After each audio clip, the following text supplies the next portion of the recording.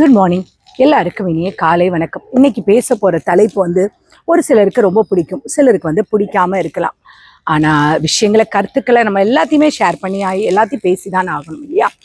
மாமியார் மருமகள், மாமனார் மருமகன், இந்த உறவு சுமையா இல்லை சுகமா அப்படின்றத பற்றி தான் பேச போகிறோம். இன்னைக்கு சொசைட்டியோட நிஜம் என்ன? நம்ம எல்லார் வீட்லேயும் நம்ம டெய்லி கடந்து போகிற ஆனால் வெளியே சொல்ல தயங்குற ஒரு முக்கியமான விஷயம் திருமணம்ன்ற ஒரு பந்தம் இல்லையா? இது 2 நபர்கள் மட்டும் சம்மந்தப்பட்டது கிடையாது, அது 2 குடும்பங்களுடைய சம்மந்தப்பட்டதுன்னு நம்ம சின்ன வயசுலேருந்தே கேட்டு வளர்ந்துருப்போம் இல்லையா? ஆனால் நிஜ வாழ்க்கையில் திருமணத்துக்கு அப்புறம் கணவருடைய அப்பா அம்மா, மனைவியுடைய அம்மா அப்பாவை நம்ம எப்படி பார்க்குறோம்?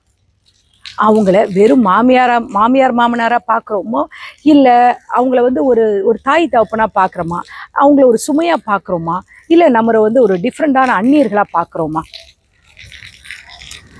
இன்னைக்கு இந்த 2026 இந்த மாடர்ன் சொசைட்டியில் எப்படி இருக்குன்னா, மோஸ்ட் ஆஃப் த பீப்புள் எல்லாரும் என்ன விரும்புகிறாங்கன்னா, தனி கொடுத்தனம் தான் ரொம்ப இம்பார்ட்டண்ட்டாக அது நினைக்கிறாங்க. ஏன்னா எனக்கு ஒரு ஸ்பேஸ் வேணும், எனக்கு சுதந்திரம் வேணும்னு நினைக்கிறாங்க. அந்த மாதிரி ஒரு ஃபேமிலிஸ் ஒரு பக்கம், இன்னொரு பக்கம் வயசான காலத்தில் பெற்றவங்களை தவிக்க விடக்கூடாதுன்னு நினைக்கிற ஒரு பேர். இந்த 2 பேருக்கும் நடுவில் இருக்கிற நிஜமான யதார்த்தம் என்ன? அவங்களால கிடைக்கிற நிஜமான எப்படி சொல்லுது நல்லது என்ன? சில நேரங்களில் வர கருத்து வேறுபாடுகள் என்ன? இதை பற்றி தான் நம்ம இன்னைக்கு ரொம்ப ஓப்பனாக ப்ராக்டிக்கலாக பேச போகிறோம். மாமியார் மருமகள் காலம் காலமாக தொடர்ந்து வர ஒரு பனிப்போர்னே சொல்லலாம் இல்லையா? கோல்டு வார் இல்லையா? ஒரு சமூகத்தில் ரொம்ப அதிகமாக பேசப்படுற, அதாவது சினிமாலையும் சீரியல்லையும் வில்லியாக காட்டப்படுற மாமனார் மாமியார் உறவை எடுத்துக்கலாம். நம்ம ஏன் இந்த உறவுக்குள்ள இவ்வளவு சிக்கல்கள் வருது? நிஜ சமூகத்தில் நம்ம பார்க்குறது ஒன்று தான் என்னென்னா, ஈகோ இல்லை பவர் ஸ்ட்ரகிள், அதாவது அதிகாரம் சேஞ்ச் ஆகிறது. ஒரு அம்மா தன்னுடைய மகனை 25லேருந்து 30 வயசு வரைக்கும் பார்த்து வளர்த்துருப்பாங்க. அந்த பையனுடைய பிடிவாதம், அந்த பையனுக்கு என்ன தேவை, அந்த பையனுக்கு என்ன சாப்பாடு வேணும், அந்த பையன் அந்த அம்மா பெர்மிஷன் இல்லாமல் எதுவும் பண்ண மாட்டான். திடீர்னு ஒரு பெண் உள்ளே வரும்பொழுது தன்னுடைய மகனுடைய வாழ்க்கையில் தன்னுடைய இம்பார்ட்டன்ஸ் குறைஞ்சிருமோ அப்படின்ற ஒரு பயம் அந்த அம்மாவுக்கு வருது இல்லையா? ஒரு பாதுகாப்பற்ற தன்மை, அதாவது இன்செக்யூரிட்டின்னு சொல்லுவோம் இல்லையா? இந்த மருமகள் நம்ம மகனை பிரிச்சுருவாளோன்ற பயம். இன்னொரு பக்கம் மருமகள் அவங்க பிறந்து வளர்ந்து பழகின வீட்டை விட்டுட்டு ஒரு நியூ ஏரியாவுக்கு வராங்க. அவங்க வந்த உடனே நீ இப்படி தான் இதை பண்ணணும், அவனுக்கு இதுதான் பிடிக்கும், எங்களுக்கு இதுதான் பிடிக்கும், இப்படி கண்டிஷன் போடும்போது அந்த பொண்ணுக்கு ஒரு மாதிரி ஒரு என்ன சொல்ல, ஒரு அவர்ஷன் மாதிரி ஆயிடுது, ஒரு மூச்சு திணறல் ஆயிடுது. ஆனால் இப்போ உள்ள ஒரு மாடர்ன் சொசைட்டியில் ஒரு நல்ல விஷயம் நடக்குது, அதை நம்ம ஒத்துக்கிறாங்க. ஏன்னா இப்போ வர மருமகள் நிறைய பேர் படித்தவங்களா வேலைக்கு போகிறவங்களா இருக்காங்க. ஸோ இன்னைக்கு வர மாமியார்கள்லாம் ஓரளவு உலகத்தை புரிஞ்சவங்களாகவும் இருக்காங்க இல்லையா? இப்போ நம்ம அவங்கள தொந்தரவான்னு நினைக்கிறோமா? சில வீடுகளில் அவங்கள எதுக்கு நம்ம விஷயத்தை தலையிடுறாங்க, அவங்கள ஒதுக்கி வைக்கிறாங்க. ஆனால் யோசிச்சு பாருங்க, அவங்க கேட்குற சில கேள்விகளுக்கு சில பதில்கள் உங்களை திருத்துறதுக்காக மட்டும்தான் தவிர உங்களை காயப்படுத்துறதுக்காக இல்லை. ஆனால் நமக்கு அது யோசிக்கிற திறன் இருக்காது. அவங்க மாமியாருன்ற லேபிளோடு நம்ம பார்க்குறோம் நம்ம. ஆனால் அதை பார்க்காம நம்ம கணவனை எவ்வளோ அழகாக வளர்த்து கொடுத்த ஒரு அம்மாவாக நீங்கள் பார்த்தீங்கன்னு வச்சுக்கோங்களேன், அங்கே தான் பாசம் வளரும். அடுத்து நம்ம பெருசாக கவனிக்காத ஆனால் ரொம்ப அமைதியான ஒரு உறவு யார் தெரியுமா? மாமனார். அது எப்படின்னா, அவர் ஒரு மாமனார் ஒரு மருமகளுக்கு ஒரு ஒரு தத்துவவாதின்னு சொல்லலாம், இல்லைன்னா ஒரு தந்தை மாதிரி ஒரு பாதுகாப்பாக பல நேரங்கள் இருப்பார். மாமனார் மருமகள் சண்டையில் பல மாமனார்கள் நடுநிலையாக நின்று அந்த ப்ராப்ளத்தை சால்வ் பண்ணி சப்போர்ட் பண்ணி விடுறது இன்றைக்கும் நிஜ சமுதாயத்தில் நிறைய பார்க்க முடியுது. அவரும் ஒரு காலத்தில் தன்னுடைய மகளை இன்னொரு வீட்டுக்கு அனுப்பி வச்ச ஒரு தகப்பனாக இருப்பார் இல்லையா? ஸோ அந்த வழி அவருக்கு கண்டிப்பாக தெரியும். அதே மாதிரி மனைவியுடைய அம்மா அப்பா கிட்ட மருமகன் எப்படி நடந்துக்கணும்?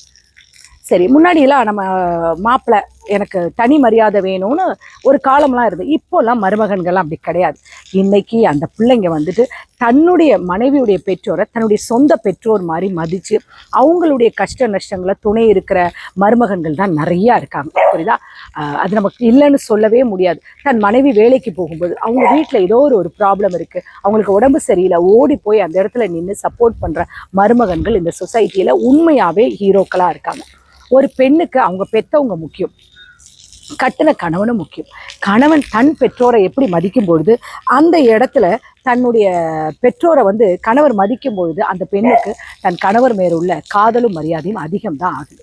சரி, இப்போ என்னன்னா கணவருடைய பெற்றோர் மனைவியுடைய பெற்றோர் அவங்க நம்ம கூட இருக்கிறதால வர நிஜமான நன்மைகள் என்ன தெரியுமா? வாழ்க்கையில அனுபவ பாடம் சொல்லுவோம் இல்லையா? இன்னைக்கு நம்ம அந்த வேகமா போயிட நம்முடைய லைஃப்ல எது விஷயம்னாலும் ஒரு கூகுள்லயும் இல்லை வந்து ஒரு யூடியூப்லயும் நம்ம தேடிட்டு இருப்போம். ஆனா அதுல நமக்கு சரியான சொல்யூஷன் கிடைக்காது. ஆனா அவங்க கிட்ட எல்லாத்துக்கும் நேரடியான ஒரு சொல்யூஷன் கிடைக்கும். ஒரு குழந்தை உடம்பு சரியில்லையா, இல்ல பொருளாதார ரீதியா ஏதாவது ஒரு ஒரு குறைபாடுகள் வருதா, அவங்க கடந்து வந்த பாதையை வச்சு நமக்கு சரியான ஆலோசனைகளை கொடுப்பாங்க. வேலைக்கு போறீங்களா, சப்போர்ட் சிஸ்டமா அவங்க இருப்பாங்க. இன்னைக்கு சமூகத்துல கணவன் மனைவி 2 பேருமே வேலைக்கு போறீங்க, அது ஒரு கம்பல்சரி ஆயிடுச்சு. அப்படி இருக்கும்போது வீட்டில் பூட்டிட்டு போறதை விட வீட்டில் ஒரு வயசானவங்க இருந்தா அது ஒரு ஒரு ஒரு ஒரு சந்தோஷம் இருக்கும், ஒரு தெம்பு இருக்கு இல்லையா? அதுக்கு ரொம்ப டிஃப்ரெண்ட் இருக்குல்ல. அவங்க வீட்டில் இருந்தா உங்களுக்கு ஒரு பாதுகாப்பு. வேலை முடிச்சு டைம் அப்படின்னு ஒரு டல்லா டயர்டா வரும்போது ஒரு சூடா ஒரு காஃபி போட்டு வந்துரு, இல்லை ஒரு அன்பு கலந்து வாட்ட, என்னம்மா எப்படி போச்சு இன்னைக்கு வேலைன்னு கேட்கும்பொழுது, அது மட்டும் இல்லாமல் குழந்தைகளுக்கு வந்து ஒரு சப்போர்ட், பயங்கரமான ஒரு சப்போர்ட்டாக இருப்பாங்க இல்லையா? இதை பற்றி அடுத்த ஒரு டாப்பிக்கில் பார்க்கலாம். முதல்ல தாத்தா பாட்டியோட அன்பு கிடைக்கிற குழந்தைகள் கொடுத்து வச்சவங்க தான் சொல்லணும். ஏன்னா ஒரு காயினோட எப்படி சொல்கிறது, 2 சைடு இருக்கிற மாதிரி நல்ல ஒரு குட்டு விஷயங்களையும் பார்க்குறோம், அதே சமயம் இது பேடும் இருக்குது இல்லையா? இந்த சமுதாய யதார்த்தம் நம்ம பேசும்போது நன்மைகளை மட்டும் நம்ம பேசிட்டு போக முடியாது இல்லையா? கண்டிப்பாக அதில் சில தீமைகளும் இருக்குது இல்லையா? முரண்பாடுகள்னு சொன்னால் அதை நம்ம எப்படி பார்க்குறதுனா, அதுதான் அதை நம்ம எப்படி ஹேண்டில் பண்ணுறோன்றது தான் புத்திசாலிகள். ப்ரைவசி இன்மை அப்படின்னு நிறைய பேர் சொல்லுவாங்க. அதாவது வந்து எங்களுக்குன்னு ஒரு ஸ்பேஸ் இல்லை. சில வீடுகளில் வந்து பார்த்தீங்கன்னா பெரியவங்க என்ன பண்ணுறாங்கன்னா, புருஷன் பொண்டாட்டிக்குள்ளே சின்ன சின்ன சண்டைகளை விட ரொம்ப பெருசாக அது ஒரு மாதிரி தலையிட்டு அதை ரொம்ப பெருசாக க்ரியேட் பண்ணி விட்டு, என் மகனை இப்படி நீ பேசிட்டியா அப்படி இப்படின்னு சொல்லி சண்டையை உண்டாக்கி விட்டு, அதாவது அவங்க 2 பேரும் பேசி முடிக்க வேண்டிய விஷயத்த அவங்க வந்து ஒரு சொல்யூஷன் அவங்கள எடுக்க விடாமல் பெரியவங்க அதை தலையிட்டு அது பெரிய பிரச்சனையாக்கி 2 குடும்பங்களை வந்து அடிச்சுக்கிற அளவுக்கு கொண்டு வந்து ஒரு டிவோர்ஸ் அளவுக்கு கொண்டு போய் உட்காந்துருவாங்க இல்லையா? 2வது ஜெனரேஷன் கேப்பு, தலைமுறைகளுடைய வித்தியாசம். அவங்க வளர்ந்த காலம் வேற, நம்ம வளர்கிற காலம் வேற இல்லையா?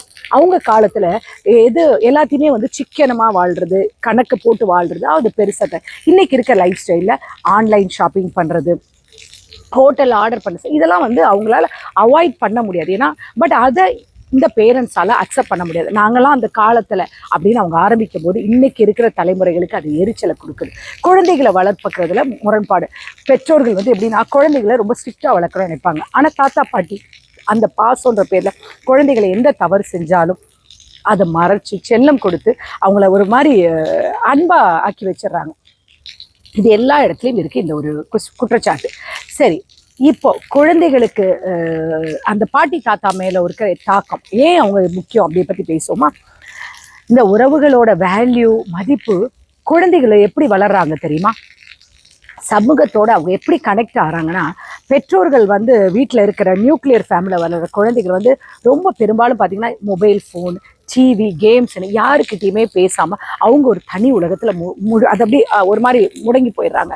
அவங்களுடைய ஃபீலிங்ஸை ஷேர் பண்ண, அவங்களுடைய கருத்துக்களை ஷேர் பண்ணுறதுக்கு, அவங்களுக்கு நடக்கிற பிரச்சனைகளை சொல்கிறதுக்கு, அதை கேட்குறதுக்கே யாருமே கிடையாது. அவங்களுக்கு மற்றவங்க மேலே பார்த்தீங்கன்னா ஒரு எம்பத்தியோ ஒரு சிம்பத்தியோ எதுவுமே வராது. ஆனால் வீட்டில் தாத்தா பாட்டியோட வளர குழந்தைகளை பார்த்தீங்கன்னா ரொம்ப பாசமாக இருப்பாங்க. கதைகள் வழியாக நல்ல ஒழுக்கங்களை கற்றுக்குறாங்க. ஃபெயிலியர்ஸை எப்படி அக்செப்ட் பண்ணுறதுன்னு அவங்க தாத்தா பாட்டி சொல்கிறத கேட்டு அக்செப்ட் பண்ணிக்கிறாங்க. வீட்டில் ஒரு வயசானவங்க இருக்கும்பொழுதும் அவங்களுக்கு தண்ணி எடுத்து கொடுக்கறது, அவங்களோட கையை பிடிச்சி நடக்கிறது, இந்த மாதிரி மரியாதையான விஷயங்கள், ஒரு ஒரு ஒரு சிம்பத்தி எப்படி கற்றுக்கிறதெல்லாம் அந்த குழந்தைகளுக்கு இயல்பாகவே வந்துடுது. நிஜ சமுதாயத்தில் தாத்தா பாட்டியோட வளர்கிற குழந்தைகள் மன ரீதியாக ரொம்ப ஸ்ட்ராங்காக சமூகத்தில் மற்றவங்களோட ரொம்ப ஈஸியாக மிங்கிள் ஆகக்கூடியவராக இருக்கிறதா பல ஆராய்ச்சி வந்து சொல்லுது. இறுதியாக நான் ஒன்று சொல்லட்டுமா? நீங்கள் இன்னைக்கு நம்ம சமுதாயத்தோட எப்படி சொல்லுது, ரொம்ப பெரிய வந்து ஒரு துரோகமும் சாபமும் என்ன தெரியுமா? முதியோர் இல்லங்கள் வாசலில் தவிப்போடு இருக்கிற அந்த வயசான பேரண்ட்ஸ் தான் இல்லையா? எவ்வளோ கனவுகளோடு அந்த குழந்தைகளை வளர்த்துருப்பாங்க. இன்றைக்கி நிறையா வீடுகளில் பார்க்குற கசப்பான ஒரு நிஜம் என்னென்னா, கல்யாணம் முடிஞ்சு வர மருமகளோட அந்த பேச்சை கேட்டுட்டு அவங்க வீட்டில் இருந்தால் நம்மளோட ப்ரைவசி போயிடுது, நமக்கு ஒரு ஃப்ரீடம் இல்லைன்னு சொல்லிட்டு பேரண்ட்ஸை கொண்டு போய் ஓல்டேஜ் ஹோமில் கொண்டு போய் அனாதையாக விட்டுட்டு வராங்க. இன்னும் சில பேர் ஒரே வீட்டுக்குள்ளே மூளையில் ஒதுக்கி வச்சுட்டு பாரமாக தொந்தரமாக பார்த்துட்ருக்காங்க. அங்கே தான் நம்ம ஒரு விஷயத்த ஆழமாக புரிஞ்சுக்க கற்றுக்கணும். வர மருமகனோ மருமகளோ நம்ம பெற்றோருக்கு மதிப்பு கொடுக்கணும்னா முதல்ல அந்த பேரண்ட்ஸை பெத்த பிள்ளைகளாகிய நீங்கள் மதிப்பு கொடுக்க கற்றுக்கணும். நீங்கள் உங்கள் அம்மா அப்பாவை எப்படி நடத்துகிறீங்களோ அதை பார்த்து தான் உங்கள் துணையும் அவங்கள மதிக்க ஆரம்பிக்கும். நீங்களே அவங்கள மதிக்காம அவங்க கிட்ட எரிஞ்சு விழுந்து கோபமா ஒரு மாதிரி ஒரு பேசினா வரவங்களுக்கு எப்படி ஒரு மரியாதை வரும்? அது செவுத்துல அடிச்ச பந்து மாதிரி தான் வாழ்க்கை. நீங்க இன்னைக்கு உங்க பேரண்ட்ஸ்க்கு என்ன செய்றீங்களோ அதுதான் நாளைக்கு உங்க குழந்தை உங்களுக்கு செய்யுன்றதை நீங்க மறந்துடாதீங்க. குழந்தைகளுக்கு வார்த்தைகள் கேட்டு வளர்றதை விட நம்முடைய செயல்களை பார்த்து தான் அது ரொம்ப அழகா வளருது இல்லையா? அப்பா அம்மாவுக்கு நீங்கள் கொடுக்குற மரியாதையும் பாசத்தையும் அது பார்த்து வளர குழந்தை நாளைக்கு உங்களை ஒருபோதும் ஒரு ஓல்டேஜ் ஹோமில் கொண்டு போய் விடாது. சரிங்களா? உங்கள் குடும்பத்துடைய நிஜமான வேல்யூ என்ன, ஒரு ஃபேமிலினா என்னன்றது அந்த குழந்தைக்கு புரியும். வயசான காலத்தில் அவங்க உங்ககிட்ட பெருசாக எதையெல்லாம் எதிர்பார்க்க மாட்டாங்க. அவங்களுக்கு பணமோ சொத்தோ ஆடம்பரமோ எதுவுமே வேண்டாம். அம்மா நீ சாப்பிட்டியா, அப்பா நீ நல்லா இருக்கியா, உங்கள் உடம்பு பரவாயில்லையா, இன்றைக்கி ஆஃபீஸில் இந்த விஷயம்லாம் நடந்தது, அப்படி ஒரு 5 நிமிஷம் அவங்க கைகளை பிடிச்சிக்கிட்டு நீங்கள் நடந்த விஷயங்களை அவங்கக்கிட்ட ஷேர் பண்ணி பேசும்போது அந்த ஒரு சந்தோஷம் இருக்கையா அவங்களுக்கு இன்னும் ஒரு பல வருஷங்கள் அவங்களுக்கு ஆயில கூட்டி கொடுக்கும். அதை நீங்கள் மறக்கக்கூடாது. புரியுதா? அவங்கள ஒரு பாரமாக நினைக்கக்கூடாது. சரிங்களா? எவ்வளோ வேலை பிஸியாக இருந்தாலும் சரி அவங்கக்கிட்ட ஒரு கொஞ்ச நேரம் ஒரு ஃபியூ மினிட்ஸ் ஸ்பெண்ட் பண்ண மறந்துடாதீங்க. அந்த சந்தோஷத்துக்கு முன்னாடி வேற வார்த்தைகளே சொல்ல முடியாது. மாமனார் மாமியார் மனைவியோட பெற்றோர் நம்ம துணையை உலகுக்கு தந்தவங்க. அவங்கள பாரமாக நினைக்காதீங்க. அவங்க நம்ம வீட்டோட ஒரு வரம்னு நினைங்க. பெற்றவங்களை முதியோர் இல்லத்தில் அனுப்பாத ஒரு சமுதாயத்தை உருவாக்கும். நம்ம வீட்டில் உள்ள வயசானவங்களை பார்ப்போம். நம்ம குழந்தைகளுடைய எதிர்காலம் நல்ல வழியில் வரணும்னா இன்றைக்கி சொசைட்டியில் எவ்வளோ பிரச்சனைகள் இருக்குது. அந்த குழந்தைகளால் யார்கிட்டையுமே ஷேர் பண்ண முடியாது. ஏன்னா நீங்கள் காலையில் 2 பேரும் கிளம்பி வேலைக்கு போயிடுறீங்க. அந்த குழந்தைய யாருமே கவனிக்க முடியல. அதோட நிலைமை என்ன நடக்குது, யார்கிட்ட பேசுது, யார்கிட்ட பழகுது எதுவுமே தெரியல. ஒரு நல்ல உணவு கூட சாப்பிட முடியல. ஆனால் இந்த பாட்டி தாத்தா கூட இருக்கிற குழந்தைகள் எவ்வளோ கேர்ஃபுல்லாக இருப்பாங்க, எவ்வளோ கேர் பண்ணுறாங்கன்றதை நீங்கள் கற்றுக்கணும். நீங்கள் உங்கள் வீட்டில் இருக்கிற வயசானவங்களை பாராட்ட கற்றுக்கோங்க. அவங்கள அவங்கள மதிக்க கற்றுக்கோங்க. இது வரைக்கும் நீங்கள் அவங்கள கவனிக்கலையா, பரவாயில்ல விட்டுருங்க. இன்னைக்கு அவங்க கிட்ட போங்க, பேசுங்க. இப்போ வேலைக்கு கிளம்ப போறீங்களா, மனைவியை பார்த்து போயிட்டு வரேன்னு சொல்லுவீங்களா, அட் த சேம் டைம் திரும்பி அம்மா அப்பா நான் போயிட்டு வரேன்னு சொல்லுங்க. அந்த ஒரு வார்த்தை இருக்கு இல்லையா, அவங்களுக்கு எவ்வளோ சந்தோஷத்தை கொடுக்குன்றத நீங்கள் யோசிச்சு பாருங்க. ஒரு காலத்தில் நீங்கள் அந்த இடத்துல இருக்கும்பொழுது தான் அதோடைய இம்பார்ட்டன்ஸ் என்னன்னு உங்களுக்கு புரியும். இந்த நாள் உங்களுக்கு இனிய நாளாக இருக்குன்னு கடவுளை வேண்டிக்கிறேன். Take care, bye, love you all.